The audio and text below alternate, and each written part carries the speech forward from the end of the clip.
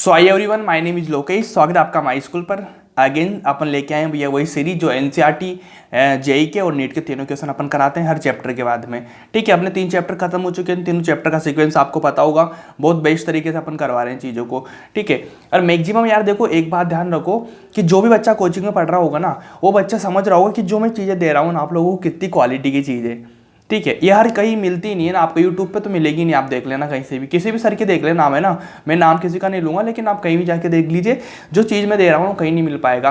पहली चीज़ तो सारा चैप्टर में सीक्वेंस से पढ़ा रहा हूँ आपको, प्रॉपर दे रहा हूँ, फुल नोट्स दे रहा हूँ आप लोगों को। नोट्स कौन से दे रहा हूँ? जो चीज़ मैं पढ़ा रहा हूँ ना, बिल्कुल क्लासरूम का पढ़ा रहा हूँ आपको। यूट्यूब पर क्या चलता है आप लोगों को पता होगा कि यूट्यूब पर क्या होता है। वो चीज़ें पढ़ाई जाती है जो बच्चे को पसंद है। एग्जाम से मतलब नहीं होता है उनको, बच्चे को पसंद है, बस हल्की हल्की चीज़ पढ़ा के चैप्टर खत्म करवा देते हैं। आप देख लेना कहीं भी जाके, product table, chemical bonding, coordination, जितने लेक्चर मैंने लिए ना उतने लेक्चर किचन में नहीं ले होंगे।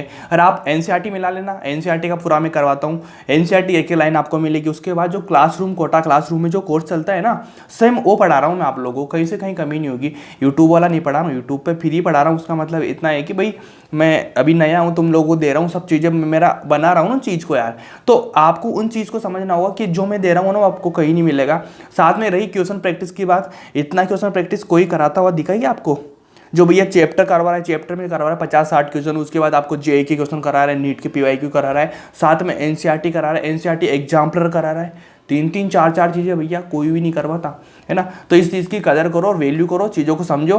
फिर भी इतनी चीज़ें बोलता हूँ कि भैया क्वेश्चन कॉपी से बाहर एक भी क्वेश्चन नहीं जाएगा। इस चीज़ की मैं गारंटेड बोलता हूँ आपसे। कहीं से कहीं आपको कोई नहीं मिलेगा यूट्यूब पे गारंटी देने वाला। क्लासरूम से आता है, मैं बोलता हूँ क्लासरूम में जो पढ़ाते हैं ना टीचर, उनकी कॉपी से क्वेश्चन आते हैं भाई, क्योंकि वो क्वालिटी कंटेंट पढ़ाते हैं। यूट्यूब वालों की नहीं आता, क्योंकि यूट्यूब वाले ऐसी चीज़ पढ़ाते ही नहीं है ना जो उस लेवल की हो, है ना। वो हल्की हल्की चीज़ें पढ़ाते हैं, बस नॉर्मल ऊपर पढ़ा के बच्चों को खुश करके चले जाते हैं। लेकिन अपना नहीं, अपना क्लासरूम का कंटेंट है यूट्यूब पे, लेकिन क्लासरूम का कंटेंट है। देखो शुरू करेंगे अपन क्या, आज करेंगे अपन एनसीईआरटी की क्वेश्चन। एनसीईआरटी के बाद एनसीईआरटी एग्जाम्पलर दोनों निपटा देंगे। उसके बाद जेई और नीट वाले पीवाईक्यू। ठीक है, तो सबसे पहले अपन तीनों क्लास जो अपनी रहेगी भैया, अब क्या है, अपन को एस ब्लॉक स्टार्ट करना है कल से। ठीक है ना, आज ही तीनों क्लास आ जाएगी, तीनों पढ़ लेना, तीनों कर लेना। ज़्यादा लंबी क्लास नहीं होगी, बस क्वेश्चन नहीं करना, क्वेश्चन प्रैक्टिस करना है, देखना है तुमको, है ना, सोल्व करके देख लेना तुम्हें जैसा लगे। बाकी अपन शुरू करते हैं वीडियो को यार। तो फर्स्ट नंबर का क्वेश्चन यार अपना 9.1 का। इसका मतलब जो इनटेक्स्ट के क्वेश्चन होते हैं ना, इनटेक्स्ट मतलब जो बीच वाले क्वेश्चन हुआ करते हैं ना, एनसीईआरटी खोलते हो आप, चैप्टर चलता रहता है, बीच बीच में क्वेश्चन आते हैं 9.1, 9.2, 9.3, ऐसे जो भी चैप्टर होता है इनटेक्स्ट क्वेश्चन है वाले। उसके बाद में एक्सरसाइज, बैक एक्सरसाइज क्वेश्चन कराऊंगा, फिर एग्जाम्पल के क्वेश्चन सारी चीज करवा दूंगा। एनसीईआरटी की एक एक लाइन, एक एक क्वेश्चन आपको बिल्कुल क्लियर कर रहा हूँ मैं हर चीज। ठीक है, चलो अब अपन को क्या लिखना है भैया, फॉर्मूला लिखना है। नाम अपन को दिया हुआ है, देख लेना, इसको मिला लेना। मैंने आंसर भी आपके यहाँ चिपका दिए ताकि बेटर एक्सपीरियंस आप लोगों को मिले।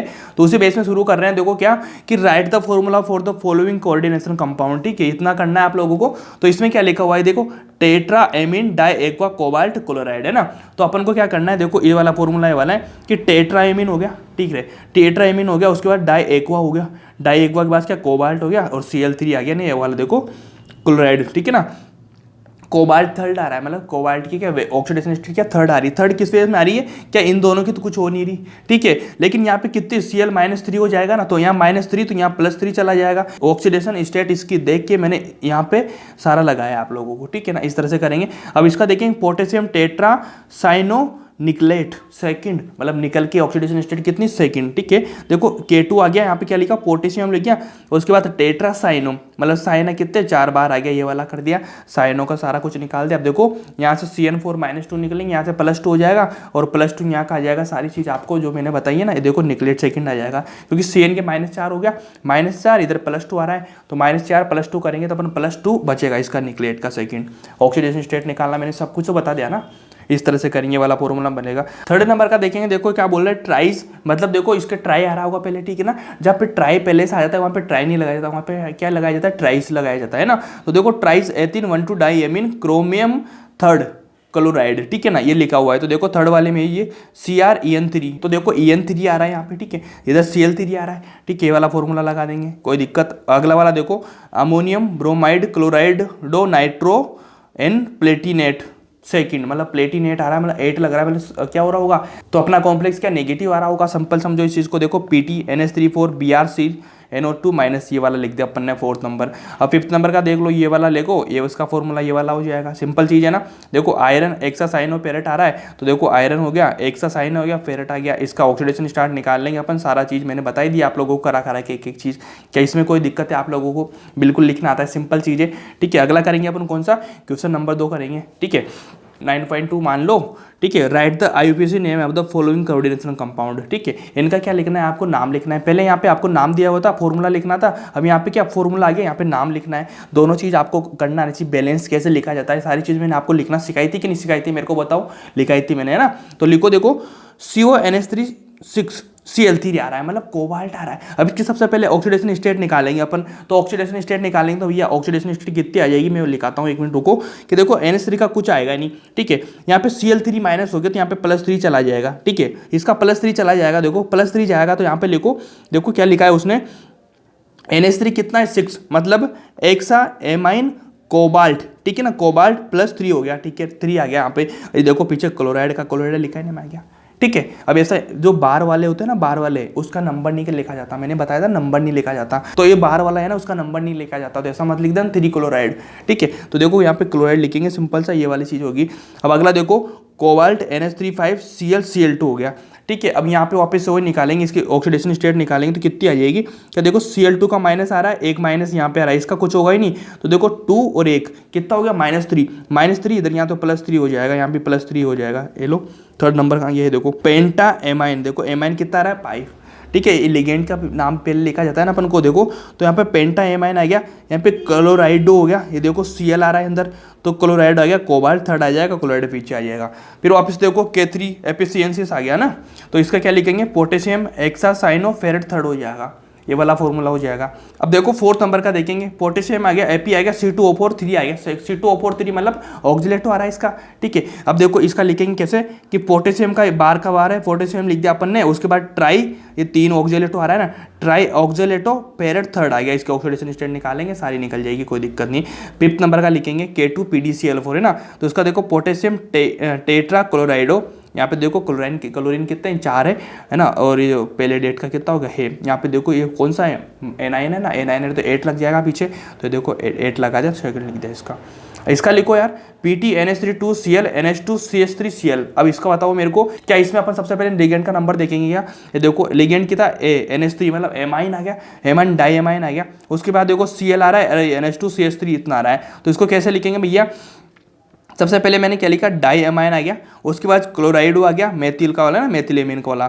उसके बाद देखो प्लेटिनम सेकंड आ गया, क्लोराइड आ गया, ये वाला फॉर्मूला लिख देंगे अपन। क्या इस तरह से फॉर्मूला बनाना है, कोई सिंपल चीज़ है क्या, कोई बड़ी चीज़ है क्या इसमें, बिल्कुल बड़ी चीज़ नहीं होगी मेरे ख्याल से, क्योंकि मैंने आपको सब कुछ तो सिखा दिया ना कॉपी में यार, जो मैंने पढ़ाया सब कुछ सिखा दिया आपको। सिखाने के बाद ही क्वेश्चन करा रहा हूँ मैं आप लोगों को, आपको खुद को करना चाहिए चीज़, लेकिन फिर भी एक बार मैं करवा के दिखा रहा हूँ। चल ठीक है भाई, आपके दिमाग में बन जाएगी चीज़ें, और आप मेरी क्लास में साथ साथ आप कर लोगे बेटर, ठीक है। अगला लिखो, देखो ये क्या बोलता है, give evidence that CONH3 5Cl SO4 and CONH3 5SO4Cl are ionization isomers। अब बताओ मेरे को, आयनाइजेशन आइसोमर क्या बताया था मैंने, कि जिसके आयन डिफरेंट होते हो, अगर वो उसको पानी में डाला जाता है, पानी में डालने के बाद वो डिफरेंट टाइप के आयन दे रहा हो, तो वहाँ पे क्या आयोनाइजेशन हो जाएगा, बिल्कुल हो जाएगा। तो यही चीज़ मैंने बताऊँ कि यहाँ पे देखो, यहाँ पे Cl आयन है, यहाँ पे कितना SO4 आयन है। क्या भैया दोनों आयन अलग है क्या, बिल्कुल आयन दोनों अलग होंगे। तो देख लो ये वाला आंसर है, राइट हो जाएगा। मतलब देखो दे आयोनाइज गिव डिफरेंट आयंस, ठीक है ना। देखो यहाँ पे क्या हो जाएगा, SO4 BA4 SO4 है ना, इसको मत लिखना, ये तो टेस्ट वगैरह है, ठीक है।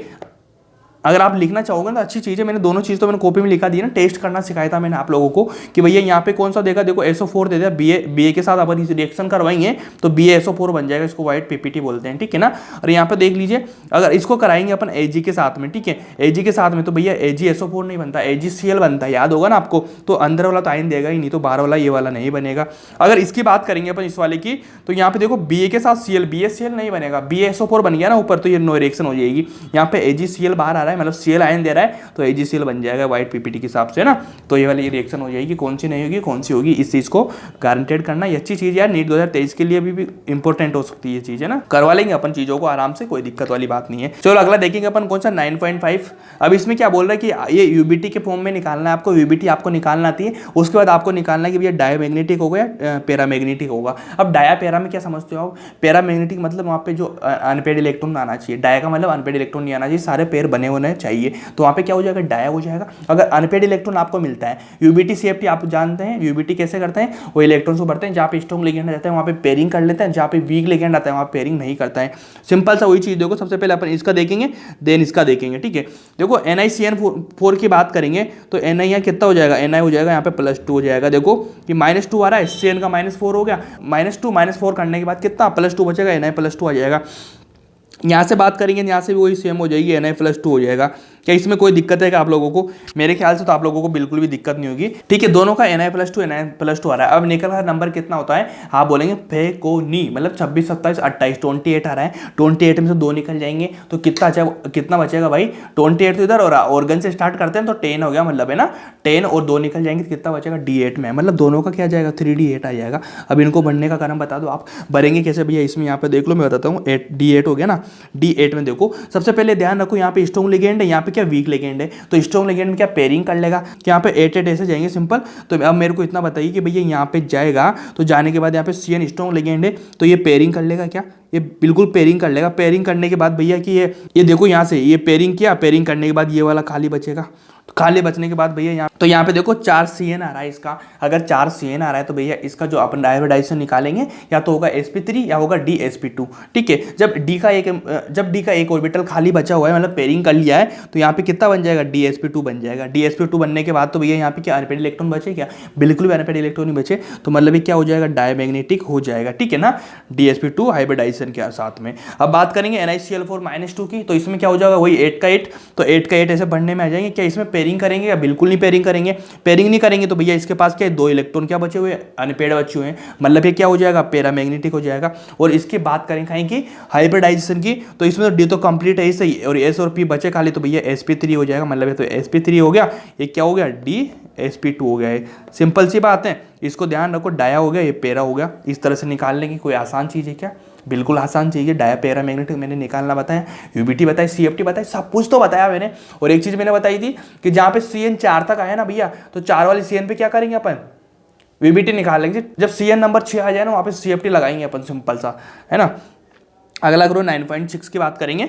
यहाँ पे क्या बोल रहा है, NiCl2 para diamagnetic through the tetrahedral why, है ना, तो मतलब इसमें वही वीबीटी लगा देंगे अपन। 4 है ना, CN वीबीटी लगा के निकाल लेंगे अपन। सिंपल से यहाँ पे देखेंगे NiCl4-2, ठीक है। तो भैया ये तो सेम चीज़ अभी बताई थी मैंने आप लोगों को, सेम हुई है तो, है ना।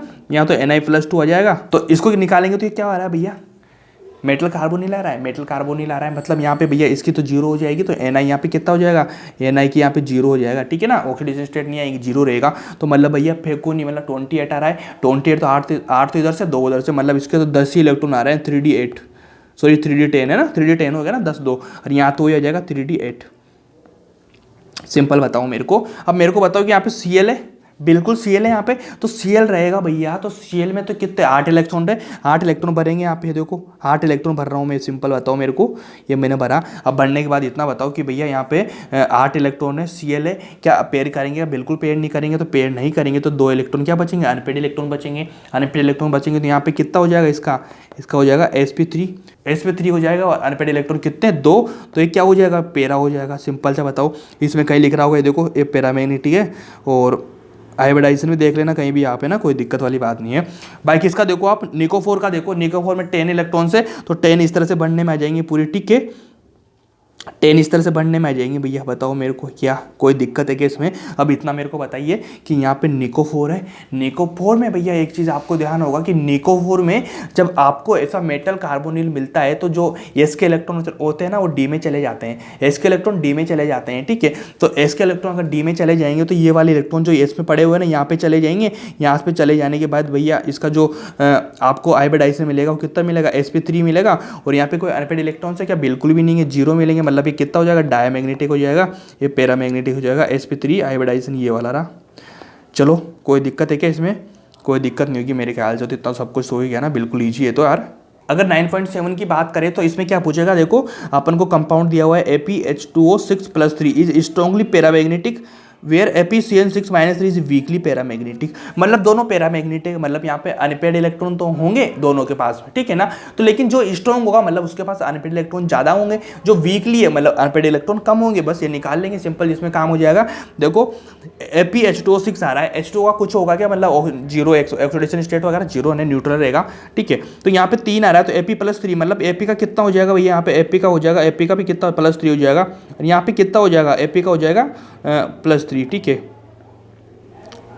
एलो Ap+3 आ रहा है, मतलब पेको यानी 26 होता है, ठीक है ना। Ap का 26 होता है, 3 निकल गया तो कितना होगा भैया, 5 बचे, मतलब यहाँ पे दोनों पे क्या हो जाएगा, D5 आएगा, ठीक है। अब D5 तो आ गया, लेकिन इनको जो भरेंगे ना कर हम अपन पे D में भरेंगे ना, इनको दोनों का भरने का सिस्टम क्या रहेगा यार, देखो दोनों का भरने का सिस्टम देखो, मैं यहीं बता देता हूँ आप लोगों को, इसको क्यों फोकट करता हूँ, ठीक है। तो दोनों का भरेंगे अपन, तो D में भरेंगे 5-5 इलेक्ट्रॉन। तो देखो यहाँ पे क्या है, वीक लिगेंड है, यहाँ पे क्या स्ट्रॉन्ग लिगेंड है, तो स्ट्रॉन्ग लिगेंड में क्या पेयरिंग कर लेगा, और वीक लिगेंड में पेयरिंग नहीं करेगा। तो मैंने भरा यहाँ पे 5 इलेक्ट्रॉन्स, किसका भर रहा हूँ मैं, FeH2O का। तो 5 इलेक्ट्रॉन बचे, तो भैया 5 के 5 ही अनपेड पड़े हुए हैं यहाँ पे, है ना, कितने 5 अनपेड इलेक्ट्रॉन्स हैं यहाँ पे। लेकिन अगर मैं यहाँ पे भरने की कोशिश करूंगा तो यहाँ पे तो क्या होगा, 5 भरेंगे, 5 में से 2 तो पेयर बना लेंगे ना, 2 तो पेयर बना लेंगे, एक ही अनपेड बचेगा यहाँ पे। तो जहाँ पे कहाँ पे अनपेड इलेक्ट्रॉन ज़्यादा होगा 5, यहाँ पे कितने कम है, तो यहाँ पे कम हो जाएगा, ज़्यादा हो जाएगा यहाँ पे पैरामैग्नेटिक नेचर। तो यहाँ पे देखो इसका पैरामैग्नेटिक है, स्ट्रॉन्गली इसका वीक है, इसका रीजन यही है कि यहाँ पे अनपेड इलेक्ट्रॉन्स यहाँ पे 1 है, यहाँ पे 5 है।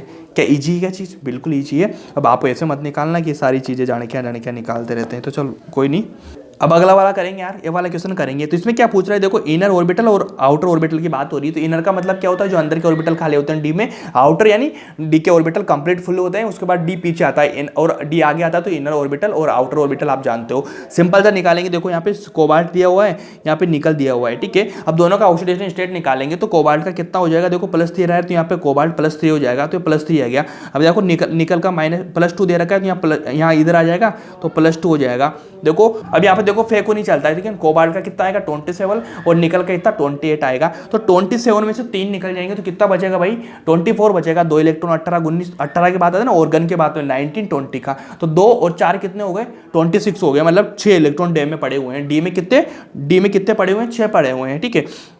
एक निकल आ रहा है, तो निकल का कितना होता है भाई, 28 होता है। 28 में से 2 निकल जाएंगे, तो 6 और 2 कितने हो जाएंगे, 8 हो जाएंगे, तो D8 हो गया। अब अपने पास में D6 और D8 का इलेक्ट्रॉन्स पड़े हुए हैं, अब इनको अपन को बढ़ना होगा। अब बढ़ना कैसे होगा मैं बता देता हूँ आप लोगों को, सिंपल कि जैसे मान लीजिए मैंने 3D में भरा इसको, ठीक है। अगर मैंने इसको 3D में भरा, तो 3D में मैं कितने इलेक्ट्रॉन्स भरूंगा भैया, 1 के 2 3 4 5 6, ठीक है ना। 6 इलेक्ट्रॉन्स मैंने भर दिए। इसको किस तरह से भरा मैंने, 5 भरूंगा फिर 6 भरूंगा। तो अब यहाँ पे मेरे को देखिए कितने अनपेड इलेक्ट्रॉन बचे, 4 अनपेड इलेक्ट्रॉन्स हैं यहाँ पे, ठीक है। तो बताइए यहाँ पे क्या DO के ऑर्बिटल खाली है क्या, आप बोलेंगे बिल्कुल खाली नहीं, लेकिन आप देखो यहाँ पे क्या स्ट्रॉन्ग लिगेंड है। अगर स्ट्रॉन्ग लिगेंड है तो यहाँ पेयरिंग करेंगे, तो पेयरिंग करने के बाद देखो भैया 6 इलेक्ट्रॉन ऐसे भर के 2 इलेक्ट्रॉन्स खाली बचे हुए हैं, यहाँ पे 2 ऑर्बिटल खाली बचे हुए हैं किसके, डी के। अब इसकी बात करेंगे, इसमें 8 इलेक्ट्रॉन से 8 इलेक्ट्रॉन से भैया यहाँ भी स्ट्रॉन्ग लिगेंड है, यहाँ भी पेयरिंग करेगा। तो पेयरिंग करने के बाद देखो इस तरह से बढ़ने में आएगा, 6 7 8 हो गया। अब ये पेयरिंग करेगा, पेयरिंग करने के बाद कितना हो जाएगा, ये इस तरह से भर जाएगा, 1 इलेक्ट्रॉन 1 ऑर्बिटल इसका खाली रहेगा, ठीक है। 1 इलेक्ट्रॉन खाली रहेगा इसका, इसके कितने 2 ऑर्बिटल खाली है। तो मेरे को इतना बता दीजिए आप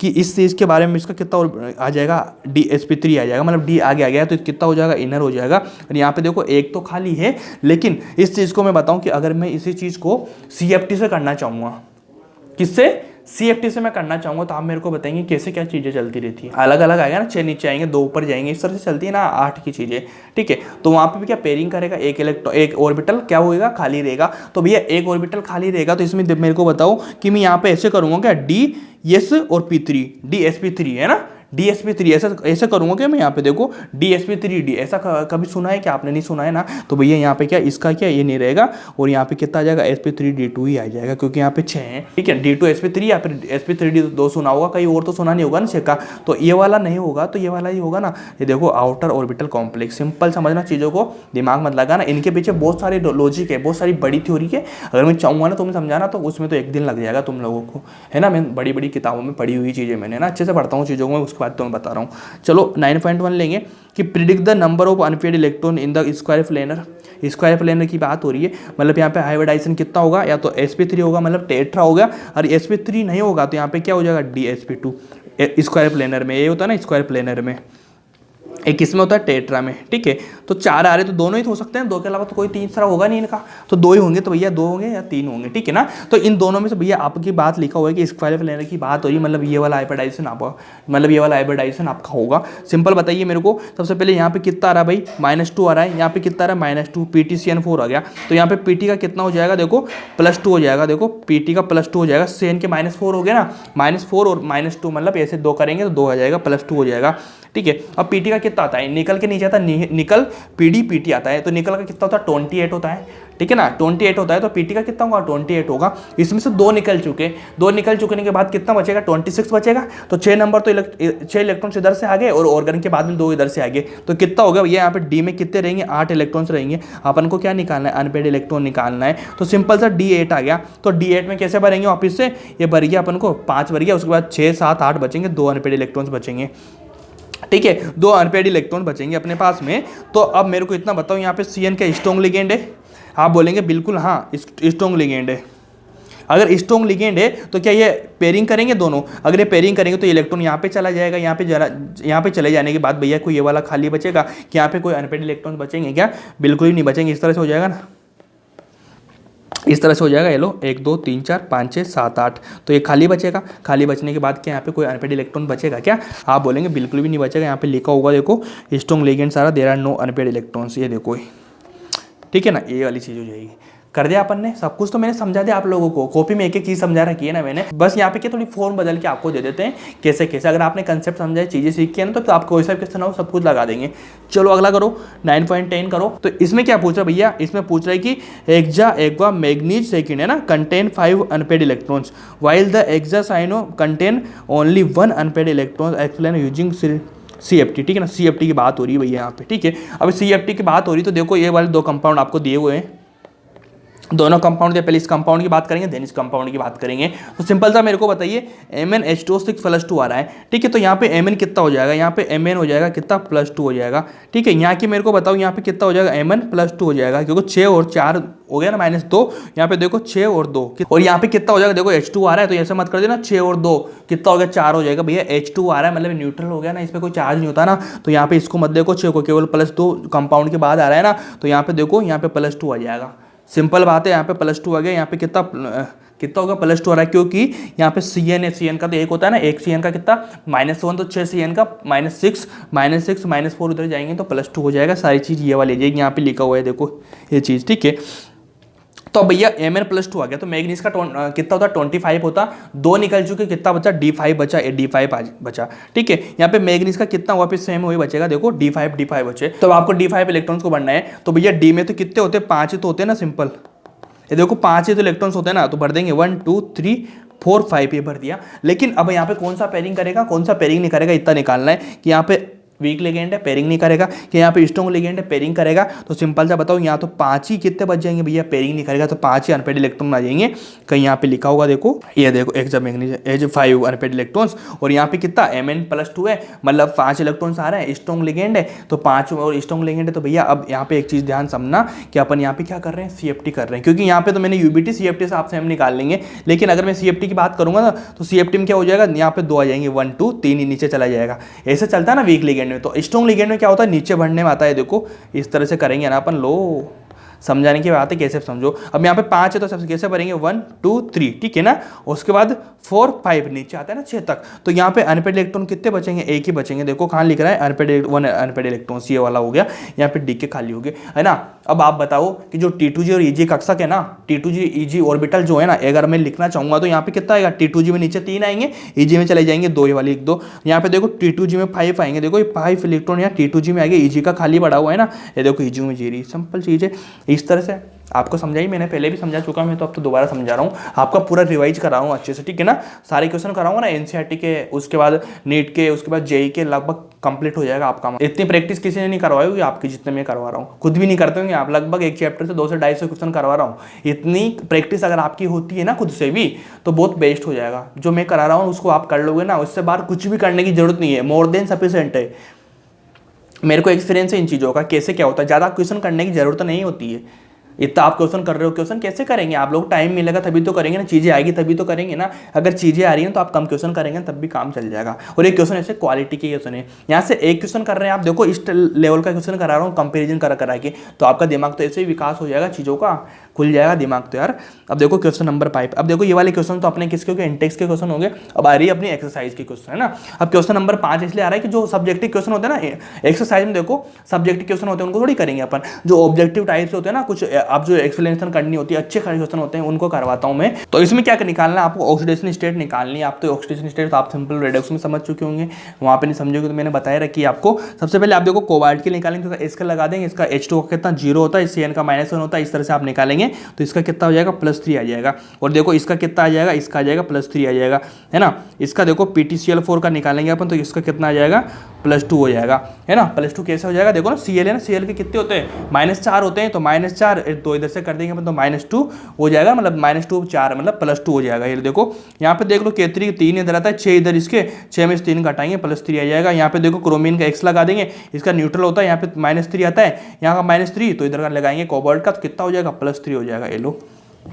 सिंपल। देखो अब इसका देखो IUPAC नेमिंग करनी है आपको। IUPAC नेमिंग पहले बता चुका हूँ इतने सारे, तो ये वाली चीज़ बता रहा हूँ, क्या इसको आप कर लेंगे क्या कुछ से, जो यहाँ पे लिखा हुआ है देख लेना, इसमें कर आराम से हो जाएगा, कोई दिक्कत नहीं है मेरे ख्याल से। अब वापस देखो इसका जो नाम है इसको नाम लिखना है आपको, ठीक है, पहले करा चुका है मैं आप लोगों को सब कुछ है। चलो 9 नंबर का क्वेश्चन लिखो, इसमें क्या निकालना है, how many geometrical isomer possible, ठीक है ना। तो आपको क्या निकालना है, ज्योमेट्रिकल आइसोमर निकालना है, कितने पॉसिबल हो सकते हैं, GI निकालना है, टोटल की बात नहीं कर रहा हूँ, GI की बात कर रहा हूँ। तो GI का देखो CrH2O4 3 - 2 लिखा रहा है आपको, है ना।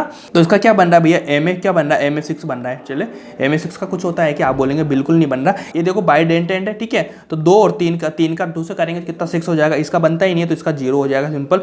CONH3Cl3, तो मैंने एक चीज़ लिखाई थी आपको Ma3B3, मतलब इसके कुछ अलग ही टाइप के बनते हैं। कितने बनते हैं इसके, 2 बनते हैं। कौन कौन से, एक तो मैंने बताया था आपको, एक तो पैक एक मर, ये देखो पैक और मर बताया था ना मैंने आपको, पेशियल और मेरिडियोनल, ये 2 चीज़ें बताई थी मैंने, ये बनती है 2, आपको मैंने कॉपी में लिखा चुका हूँ इस चीज़ तो मैं आराम से। अगला क्वेश्चन करो, अगला क्वेश्चन क्या बोलता है कि discuss the nature of bonding in the following coordination in ties on the basic of valence bond theory, UBT करनी है, ठीक है ना। UBT से बनना है अपन को, सबसे पहले वो चीज़ निकालेंगे कि देखो अपने क्या दे रखा है, FeCN6 -4 दे रखा है, तो यहाँ पे मेरे को इतना बताइए Fe का कितना हो जाएगा ऑक्सीडेशन स्टेट। आप बोलेंगे CN6 आ रहा है, 4 आ रहा है, तो कितना हो जाएगा, Fe+2 हो जाएगा। देख लीजिए इसमें बता दूंगा मैं आप लोगों को, Fe+2 आ रहा है। अब Fe+2 आ रहा है तो भैया क्या Fe के 2 निकल जाएंगे, 24 26 मतलब D6 बचेंगे, ठीक है ना। अब D6 को भरना होगा अपन को, D6 को भरेंगे तो आपको क्या निकालना है, सिंपल इसे में नेचर बताना है आपको, है ना। नेचर बताना मतलब आपको डाया पैरा निकालना है, सिंपल चीज़ तो ये है ना। तो यहाँ पे D6 आ रहा है तो D6 भरेंगे अपन, D6 में भरेंगे तो किस तरह से भरेंगे भैया, क्या इस तरह से बढ़ना होगा अपन को, D6 को इस तरह से बढ़ना होगा अपन को, D6 को ये वाला भर रहे हैं अपन, क्या D में 5 इलेक्ट्रॉन्स आगे, 6 इलेक्ट्रॉन्स इधर आ जाएगा, फिर कितने बचे अपने पास में, 4 इलेक्ट्रॉन्स इधर बचेंगे। तो क्या ये CN कितना आ रहा है यहाँ पे, स्ट्रॉन्ग लिगेंड है तो पेयरिंग कर लेगा, पेयरिंग करने के बाद भैया 2 क्या बचेंगे, 9 अनपेड इलेक्ट्रॉन बचेंगे, इसमें अनपेड इलेक्ट्रॉन होंगे ही नहीं कुछ भी, है ना। देखो 6 आ रहा ऑक्टाहेड्रल शेप, ये देखो डायमैग्नेटिक आ गया इसमें, ये देखो लिख देता हूँ मैं इसको, डायमैग्नेटिक आ गया। तो यहाँ पे क्या हो जाएगा भैया, यहाँ पे हो जाएगा n = 0 हो जाएगा, ठीक है ना। n = 0 मतलब डायमैग्नेटिक आ गया। बात करेंगे इसकी, अब यहाँ पे देखो F6 आ रहा है, 3 आ रहा है, मतलब Fe+3 आ जाएगा। देखो यहाँ पे Fe+3 आ रहा है, ठीक है। अब Fe+3 मतलब 3 इलेक्ट्रॉन निकल चुके, 23 बचा, 25 मतलब कितना हो गया, D5 आ गया यहाँ पे। अब D5 की बात करेंगे और यहाँ पे बात हो रही भैया वीक लिगेंड की, तो D5 में तो देखो यहाँ तो सारे 5 के 5 अनपेड बचेंगे आप लिए, तो यहाँ पे सारे आपको अनपेड इलेक्ट्रॉन मिलेंगे। तो आप मेरे को इतना बताइए कि यहाँ पे n बराबर कितने हो जाएंगे, 5, तो इसमें n = 5 हो जाएगा, मतलब पैरा हो जाएगा। अब अगले की बात करेंगे COC2O4 3 के ना, तो इसमें देखो यहाँ पे -3 आ रहा है, यहाँ पे 3 आ रहा है, मतलब 2 बाइडेंटेंट है, बाइडेंटेंट हो जाएगा भैया, 3 का 2 6 हो जाएगा, 6 3 माइनस कर देंगे तो कितना आ जाएगा, आप कोबाल्ट का +3 आ जाएगा। देखो कोबाल्ट का कितना आ रहा है, +3 आ जाएगा, तो अब +3 आ रहा है, कोबाल्ट का कितना, तो आप फेंको मतलब 27, 3 निकाला, 24 बचा, मतलब 4 इलेक्ट्रॉन इधर से, 2 उधर से, कितना हो गया 6। तो यहाँ पे 6 इलेक्ट्रॉन्स आएंगे, 6 इलेक्ट्रॉन भरेंगे सारा, तो देख लेना इसमें बढ़ने का क्रम। अब देखो COF6 आ गया वापस से, ठीक है ना। तो इसमें क्या हो जाएगा, यहाँ पे 3 आ रहा है, 3 CO+3 आ जाएगा। देखो CO+3 आ गया, अब CO+3 में वीक लिगेंड आ रहा है, पेयरिंग नहीं करेगा, 3 वापस से भरेंगे, तो वापस से वही कितने बचेंगे, अनपेड इलेक्ट्रॉन कितने बचेंगे, 4 बचेंगे, 4 अनपेड इलेक्ट्रॉन आ जाएंगे यहाँ पे। तो देखो COF6 आ गया ना, इसमें कितने 4 अनपेड इलेक्ट्रॉन बचेंगे, देखो ये 4 अनपेड इलेक्ट्रॉन पड़े हुए हैं यहाँ पे, मतलब क्या पैरा हो जाएगा, सिंपल चीज़ है। अगला क्वेश्चन करो 19 वाला, कि इसमें क्या हो जाएगा, इसमें हो जाएगा भैया, देखो क्या पूछ रहा है, CrNH3 6+3 is a paramagnetic while NiCN4-2 is diamagnetic. Why dia para निकालना है आपको। सिंपल देखो, क्रोमियम में NH3 आ रहा है, 6 आ रहा है, न्यूट्रल है 3 इधर से, क्रोमियम कितना हो जाएगा, क्रोमियम भैया +3 आ जाएगा। अगर क्रोमियम +3 आ जाएगा तो देखो ये क्रोमियम का 24 होता है, 3 निकल जाएंगे, कितना बचा 21 बचा, मतलब 3 इलेक्ट्रॉन्स बचे इनके पास में, 3 ही बचे ना। अब 3 कैसे भरेंगे, आप 3 भर देंगे, 3 क्या हो जाएगा, 3 अनपेड इलेक्ट्रॉन बचेंगे। देखो 3 अनपेड इलेक्ट्रॉन है, अगर 3 अनपेड इलेक्ट्रॉन है तो आप मेरे को इतना बता दीजिए कि भैया यहाँ पे क्या स्ट्रॉन्ग लिगेंड है क्या। अगर स्ट्रॉन्ग लिगेंड है तो क्या पेयरिंग करेगा, पेयरिंग करने के बाद क्या भैया एक इलेक्ट्रॉन आ जाएगा, फिर भी एक तो बचेगा ही सही ना इनके पास में। अगर इनके पास में एक बचेगा तो आप सिंपल सा मेरे को इतना जवाब दे दीजिए भैया कि ये पैरा होगा कि डाया होगा। बोलेंगे ये पैरामैग्नेटिक होगा due to presence of unpaired electrons, है ना, अनपेड इलेक्ट्रॉन्स इनके पास में होगा ही सही। सिंपल लिखो। इसके बाद लिखो डायमैग्नेटिक आ रहा है NiCN4 का, है ना, तो यहाँ पे Ni कितना हो जाएगा, Na+ हो जाएगा, तो फेंको नहीं, मतलब 28, 2 निकलेंगे, कितना बचेगा 26, मतलब 28 हो जाएगा, मतलब D8 आ जाएगा। अब D8 का वापस से भरेंगे अपन, कितना 1 2 3 और 4, मतलब देखो यहाँ पे भी वही स्ट्रॉन्ग लिगेंड है, सारे पेयरिंग कर लेगा, पेयरिंग करने के बाद क्या बचेगा, डायमैग्नेटिक हो जाएगा, अनपेड इलेक्ट्रॉन नहीं होंगे। अब अगला क्वेश्चन करेंगे अपन। देखो अगला क्वेश्चन क्या बोल रहा है, इसमें आपको क्या क्या निकालना है, आपको निकालना है कोऑर्डिनेशन नंबर, आपको क्या निकालना है कोऑर्डिनेशन नंबर निकालना है, और आपको क्या निकालना है ऑक्सीडेशन निकालना है। आपको OS और CN दोनों निकालनी है, सिंपल से समझना है इस चीज़ को। तो सबसे पहले इसका निकालेंगे अपन, इसका तो इसका भैया अपन निकालेंगे, तो इसका देखो C2O4 आ रहा है, C2O4 आ रहा है, ठीक है ना, तो ये बाइडेंटेंट आ गया, मतलब -1 -2 हो जाएगा, -2 हो जाएगा, 3 का मतलब -6 हो जाएगा, ठीक है ना, -6 और यहाँ पे +3 आ रहा है, तो कोबाल्ट का कितना आ जाएगा ऑक्सीडेशन स्टेट +3 आ जाएगा भैया, है ना। फर्स्ट का ये लिखा हुआ है ना, यहाँ लिखा देता हूँ मैं, चलो, कि ऑक्सीडेशन स्टेट कितना +3 आ जाएगा। CN आपको दिख रहा होगा, 2 इसका होता है, 3 इसे मल्टीप्लाई करेंगे तो 6 हो जाएगा, इसमें कोई दिक्कत है क्या, बिल्कुल, है ना। अब अगर बात करेंगे अपन कॉन्फिगरेशन की, तो कॉन्फिगरेशन कितना D6 हो रहा है, तो D6 का भैया अपन देखो यहाँ पे कौन सा है, स्ट्रॉन्ग लिगेंड है वीक लिगेंड है। आप मेरे को बताएंगे कि भैया स्ट्रॉन्ग लिगेंड है, कोबाल्ट के साथ आ रहा है, सारी चीज़ हो रही है, तो कितना हो जाएगा यहाँ पे T2GeLO, ये वाला को आ जाएंगे, ठीक है। अब मेरे को इतना बताइए आपको सिंपल सा कि भैया ये वाला क्वेश्चन करेंगे अपन, ये वाला, तो इसमें कितना हो जाएगा +3 आ जाएगा, CN हो जाएगा इस वाले में, ठीक है ना। इसका कितना निकालेंगे, ये वाला निकाल देंगे, ये वाला निकाल देंगे, बिल्कुल आपको मैंने आंसर दिए हुए हैं, मैंने कराए हुए हैं क्वेश्चन, आप इस तरह से कर लेंगे, बेटर हो जाएगा काम आपका, ठीक है। अगला ले लो 28 नंबर का। अब इस वाले क्वेश्चन में क्या पूछ रहा है, देखो हाउ मेनी आइंस, अच्छा, तो आपको मैंने क्या बताया था कि भैया ये वाला सारा अंदर का एक आयन होता है, ठीक है, बार वाला अलग से होता है, तो बार वाले Cl कितने 2, तो 2 आयन थे हो गया, एक ये आयन हो गया, तो मतलब टोटल कितने 3 आयन हो गए, C आ जाएगा आंसर इसका। ये देख लीजिए 2Cl वहाँ पर सारा कॉम्प्लेक्स रहता है ना, पूरा एक आयन होता है, बार वाले अलग से आयन देता है, कितने आयन हो जाएगा टोटल, इस तरह से निकाल लेंगे।